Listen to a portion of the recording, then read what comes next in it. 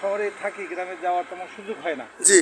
তাই যেহেতু শহরে থাইকা একটু সুযোগ পেয়েছি, এবং কাজের ফাঁকে দেখা যায় দুপুরবেলা বা খুব সকালবেলা বা রাত্রেবেলা দোকান বন্ধ করার পরে, জি। হ্যাঁ, তাই চেষ্টা করছি আমি যে কৃষি ফলানোর।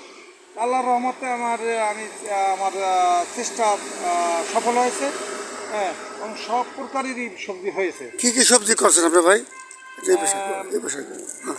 আমি কি এই কি? যে দেখেন বর্তমানে করল্লা আছে, আচ্ছা এরপরে এই যে পেঁপে গাছ আছে, আচ্ছা বরবটি আছে, আচ্ছা তারপরে এই যে পাটের শাক, আচ্ছা পুঁই শাক, আচ্ছা বেগুন। আচ্ছা। আহ, এটা কি আপনি নিজে খান না অন্য কেউ দেন না বিক্রি করেন?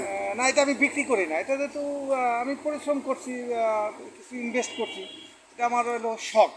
সব। কিন্তু আমার এলাকায় যারা মোটামুটি যাদের সাথে ভালো সম্পর্ক বা সম্পর্ক